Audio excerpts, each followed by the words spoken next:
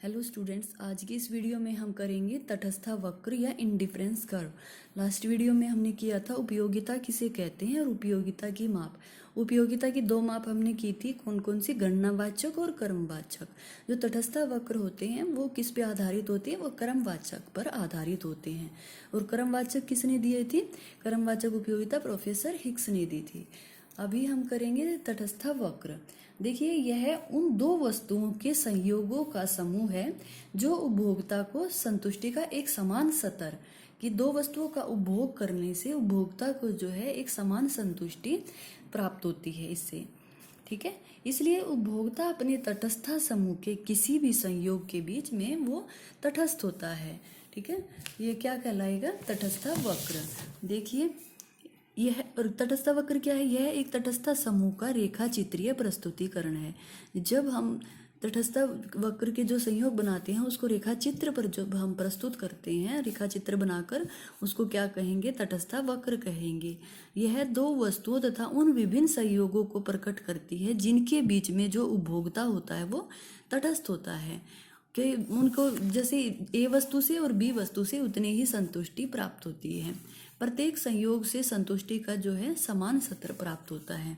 जितने भी संयोग बनेंगे उससे जो उपभोक्ता को एक समान स्तर की प्राप्ति होती है संतुष्टि के।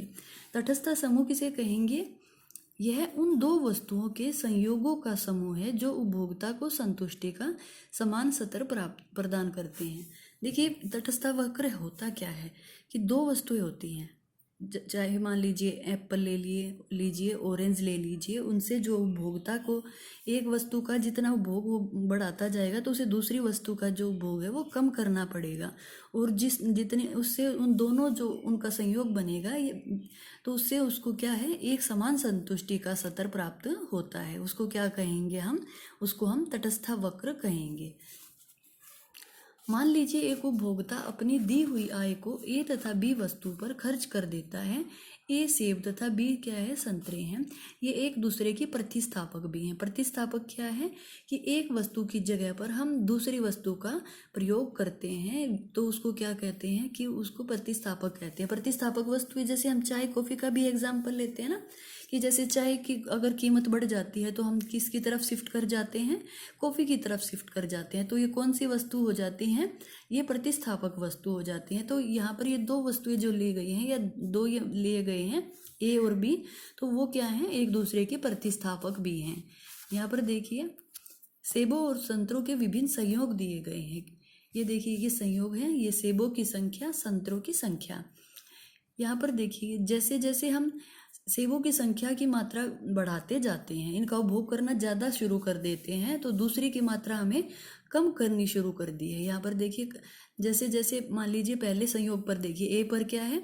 सेबों की संख्या कितनी है? 1 है। यहाँ पर संतरों की संख्या कितनी है? 10 है। जब हमने सेबों की संख्या का कंज्यूम करना इसको बढ़ा दिया, तो इसमें अगर ये 2 किया तो यहाँ पर कितना हो गया? ये इसकी हमने मात्रा कम कंज्यूम की, इतनी, इसकी कितनी की? 7। यहाँ पर सी संयोग पर देखिए, सेबों की संख्या 3 हो जाती है और संतरों की संख्या 5। और यहाँ पर आते आते देखिए दोनों की संख्या सेम हो जाती है। जब हमने सेबों की संख्या का ये कंज्यूम करना इसको 4 किया तो यहाँ पर इसको भी 4, ये डी संयोग पर बराबर हो गए हैं। ठीक है, ये हमने इसी तालिका का ग्राफ बनाया है। ठीक है, इसको रेखा चित्र के माध्यम से प्रस्तुत किया है और इंडिफरेंस कर्व बनाया है। यहाँ से देखिए, जब हमने इस साइड पे हमने एप्पल ले लिए ओ एक्स अक्ष इस पे, और ओ वाई पे ऑरेंज ले लिए। अब देखिए, जब हमने सेबों की संख्या को 1 कंज्यूम किया तो ऑरेंज कितने थे? 10। ये हमने 10 लिए हैं। जब हमने 20, इसका ये देखो यहाँ पर इसको हमने ABCD इस टाइप से लिख दिया। ठीक है, और जब हमने 20 संयोग पर क्या किया? सेबों की संख्या हमने कितनी कंज्यूम की? 2, और ऑरेंज की कितनी? 7। फिर ऐसे ही सी पे कितना है? 3 है, और इसका ऑरेंज कितने कंज्यूम किए हैं? 5।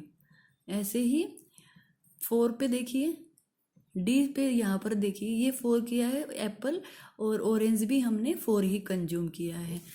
ऐसे करके हमने इसका ग्राफ बनाया। फिर इसको हमने यहाँ से इसको मिलाया और ये क्या बना, आईसी कर्व हमारा बन गया। इसको बोलते हैं इंडिफरेंस कर्व। अब देखिए तटस्थ वक्रों की विशेषताएं।